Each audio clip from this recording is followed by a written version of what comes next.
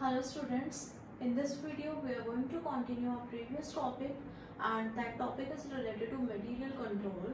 So वहाँ पर हमने किया था material control का मतलब क्या होता है, material control क्यों चाहिए, हमारे objectives क्या होते हैं material को control करने के लिए। आज हम करेंगे टेक्निक्स क्या क्या है मटेरियल कंट्रोल करने की। तो आज हम इस वीडियो में कवर करने जा रहे हैं first technique that is determination of stock level. Determination of stock level का क्या मतलब है, स्टॉक के लेवल को निर्धारित करना कि कितना लेवल का, कितनी क्वांटिटी का स्टॉक किसी पर्टिकुलर पॉइंट ऑफ टाइम पर होना चाहिए किसी ऑर्गेनाइजेशन में। सो ये डिपेंड करता है कि हम कितना कंज्यूम कर रहे हैं, देन और ऑर्डर करने पे और उस मटेरियल को रिसीव करने में कितना टाइम लगता है मुझे। हो सकता है किसी ऑर्डर को ऑर्डर करने, किसी भी पर्टिकुलर मटेरियल को ऑर्डर करने में और रिसीव करने में बहुत ज़्यादा टाइम लगता है। हो सकता है दूसरा कोई मटेरियल है जिसको ऑर्डर किया मैंने आज और 2 दिन बाद मुझे वो ऑर्डर रिसीव हो गया। सो ये डिपेंड करता है कि कंजम्पशन कितनी है एंड एज वेल एज कि टाइम कितना लग रहा है between placing the order and receiving the material. So determination of stock level में हम 4 चीजें स्टडी करेंगे। फर्स्ट हम देखेंगे maximum level,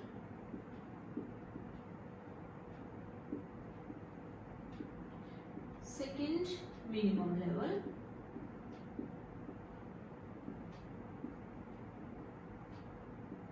third is reorder level, fourth one is danger level and fifth जो चीज है वो है एवरेज स्टॉक लेवल।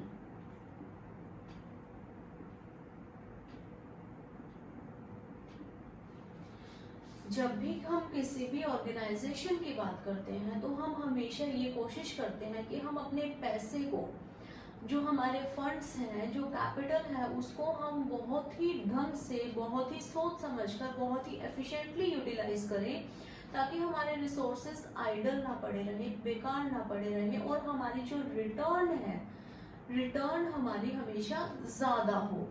सो यहाँ पर हम अपने मटेरियल के लेवल को डिसाइड करने की कोशिश करते हैं, जिसमें हम ये लेवल सेट कर देते हैं कि मैक्सिमम लेवल इतना होना चाहिए, मिनिमम इतना होना चाहिए, रीऑर्डर लेवल इतना होना चाहिए और डेंजर लेवल इतना होना चाहिए। ये डेंजर लेवल ये है, इस आउटपुट पर, इस क्वांटिटी में आते ही डेंजर लेवल पर मेरा जो मटेरियल है वो आ जाएगा। देखो हमेशा हमारी कोशिश रहती है कि हम ओवर स्टॉकिंग और अंडर स्टॉकिंग, 2 वर्ड्स यूज कर रही हूं, ओवर स्टॉकिंग, सेकेंड है अंडर स्टॉकिंग। इन दोनों सिचुएशन से हम बचना चाहते हैं। देखो ओवर स्टॉकिंग का क्या मतलब है, जितनी रिक्वायरमेंट है उससे बहुत ज्यादा मैंने सामान को स्टोर कर रखा है, स्टॉक मिला रखा है। अंडर स्टॉकिंग का क्या मतलब है, जितना मुझे सामान चाहिए मेरे पास उससे भी कम सामान है। सो इन दोनों सिचुएशंस से बचने के लिए हम इन लेवल्स को डिसाइड करते हैं, क्योंकि अगर मेरा सामान ज्यादा है, रिक्वायरमेंट से ज्यादा है, सपोज 1 महीने में इन 1 मंथ जो रॉ मटेरियल की कंजम्पशन है, जो रॉ मटेरियल लग रहा है वो मेरा लगता है 10,000 यूनिट्स। तो मेरे पास बहुत सारे ऑप्शंस हैं, मैं क्या कर सकती हूँ, हो सकता है मैं 6 महीने के लिए स्टॉक को इकट्ठा कर लूँ, स्टॉक को ले आऊँ। दूसरा ऑप्शन क्या है कि मैं 1 साल के लिए 12 से, जब अगर मैं इसको 10,000 को मल्टीप्लाई कर देती हूँ तो ये आ जाएगा 1,20,000 यूनिट्स मैंने एक ही टाइम पर परचेज कर लिए ताकि मुझे फिर से ऑर्डर प्लेस ही ना करना पड़े। तो इस केस में क्या हो सकता है, क्या क्या होगा, मेरा जो पैसा है वो ब्लॉक हो जाएगा। जिस पैसे को मैं किसी और काम पे यूटिलाइज कर सकती थी, अब मैं उसको वहां पर यूटिलाइज नहीं कर पा रही हूँ क्योंकि मेरा पैसा तो इन यूनिट्स पर, इन रॉ मटेरियल पर ब्लॉक हो गया है। दूसरा, इस रॉ मटेरियल को स्टोर करने के लिए मुझे स्पेस बहुत ज़्यादा चाहिएगा। एक तो मैं 10,000 यूनिट्स को स्टोर कर रही हूँ, एक मैं 1,20,000 यूनिट्स को स्टोर कर रही हूँ। देन मैंने स्टोर तो कर दिया, अब उनकी देखभाल करने के लिए भी मेरे को कुछ खर्चा आएगा। हो सकता है कोई ऐसा सामान है जो कोल्ड स्टोरेज में स्टोर करना हो सकता है कोई ऐसा सामान है जो हवा के कांटेक्ट में आने से खराब हो जाए, हो सकता है जो रॉ मटेरियल है वो ऐसा है जो पानी से खराब हो जाए, हो सकता है वो आउट ऑफ फैशन ही हो जाए। तो बहुत सारे खर्चे हो जाते हैं और वो खर्चे अननेसेसरी हैं, उनकी ज़रूरत नहीं है, लेकिन फिर भी वो हो रहे हैं क्योंकि हमने स्टॉक एक ही टाइम पर मंगवा लिया है। तो ऐसे सिचुएशन से बचना हर ऑर्गेनाइजेशन चाहती है, हर मैनेजर एफर्ट्स करता है कि वो ना ही तो ओवर स्टॉकिंग करे और ना ही वो अंडर स्टॉकिंग करे। अंडर स्टॉकिंग का क्या मतलब है, 10,000 यूनिट्स मुझे एक महीने में चाहिए थे, मैंने क्या कर दिया, 2000 यूनिट्स का ऑर्डर प्लेस कर दिया। 2000 यूनिट्स का ऑर्डर प्लेस कर दिया तो इससे क्या होगा, मुझे बार बार बहुत ही कम इंटरवल पर मुझे अपने ऑर्डर को बार बार प्लेस करना पड़ेगा, जिसकी वजह से ऑर्डरिंग कॉस्ट बढ़ेगी। जैसे कि जो मटेरियल मुझे मंगवाना है, मैं उसके लिए कोटेशन मंगवा रही हूँ, या मैंने एक ही सप्लायर फिक्स कर लिया तो पेपर वर्क मेरा बढ़ जाएगा, क्लैरिकल जो काम है वो इंक्रीज हो जाएगा, देन ट्रांसपोर्टेशन कॉस्ट बढ़ जाएगी, इंस्पेक्शन कॉस्ट बढ़ जाएगी। मैं ना ही तो ओवर स्टॉकिंग करना चाहती हूँ, ना ही मैं अंडर स्टॉकिंग करना चाहती हूँ। तो इसके लिए हम लेवल्स डिसाइड करते हैं, इसको अब हम डायग्रामेटिक फॉर्म से स्टडी करते हैं। एक्स एक्सिस पर हम देखते हैं टाइम, कितना टाइम लगता है मटेरियल को रिप्लेनिश होने में। वाई एक्सिस पर हम देखते हैं स्टॉक का लेवल, क्लियर है। अब मैक्सिमम लेवल वो लेवल है जिसके ऊपर मेरा स्टॉक कभी भी नहीं जाना चाहिए। अगर मैक्सिमम लेवल से ज़्यादा कभी स्टॉक हो जाता है, कभी मेरा रॉ मटेरियल्स मेरे स्टॉक में ज़्यादा पड़ा है, तो वो मेरे लिए ओवर स्टॉकिंग की सिचुएशन मानी जाएगी। तो ये होता है मैक्सिमम लेवल।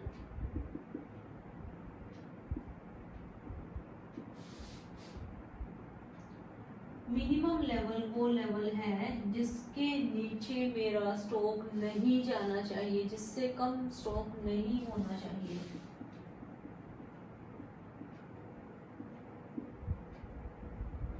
क्योंकि जब भी अगर मिनिमम लेवल से नीचे मेरा स्टॉक चला जाता है तो ऐसी सिचुएशन को मैं बोलती हूँ डेंजर लेवल, खतरे का निशान है ये। यहाँ पर आते ही प्रोडक्शन प्रोसेस है वो रुक जाता है। अब मैं फर्दर अपने प्रोडक्शन को कंटिन्यू नहीं कर पा रही हूँ क्योंकि मेरे पास जो रॉ मटेरियल है वो अवेलेबल नहीं है।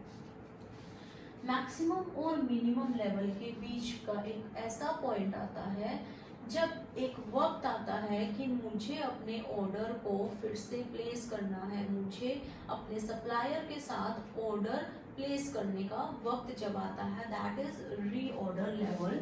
तो रीऑर्डर लेवल है वो it always lies between maximum level and minimum level.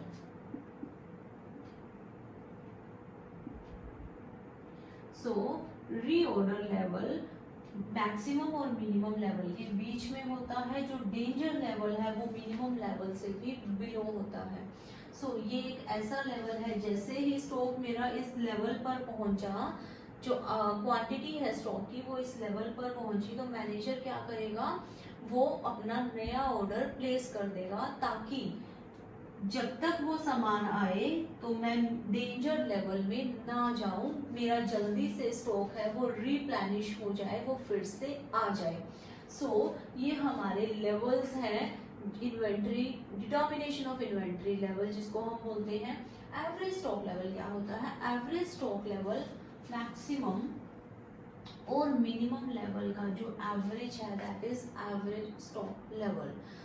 अभी हम करेंगे फॉर्मूलाज क्या क्या हैं इन सब लेवल्स को डिटर्मिन करने के। देखो जब भी इसका कोई प्रैक्टिकल क्वेश्चन आता है तो हमें लेवल्स हमेशा दिए होंगे, हमेशा अगर लेवल्स नहीं दिए हुए हैं तो हमें कंजम्पशन का रेट, रीऑर्डर का लेवल, रीऑर्डर का जो टाइम है, तो वेरियस चीज़ें हमें दी होंगी। तो हमें सिर्फ क्या करना है, इन फॉर्मूलाज को समझना है और इनको लर्न करना है।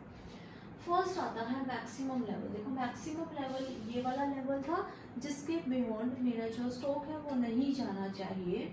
तो मैक्सिमम लेवल का फॉर्मूला क्या है, reorder level plus reorder, RQ is reorder quantity,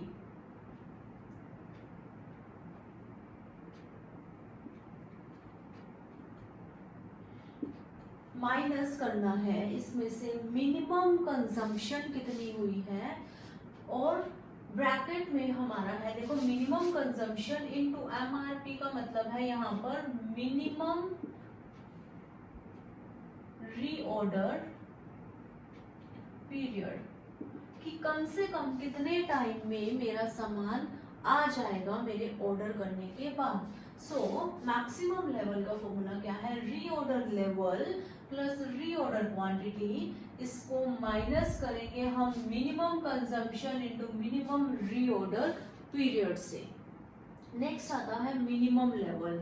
minimum level ये वाला जो लेवल है, मिनिमम लेवल का क्या फॉर्मूला है, मिनिमम लेवल का फॉर्मूला है reorder level.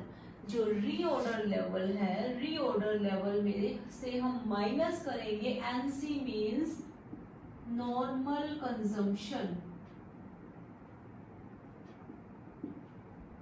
Into normal reorder period, कि जो नॉर्मल डेज हैं उसमें मेरी कितनी कंजम्पशन हो रही है और नॉर्मल रीऑर्डर पीरियड कितना है। नेक्स्ट देखो रीऑर्डर लेवल के दो फॉर्मूलाज हैं।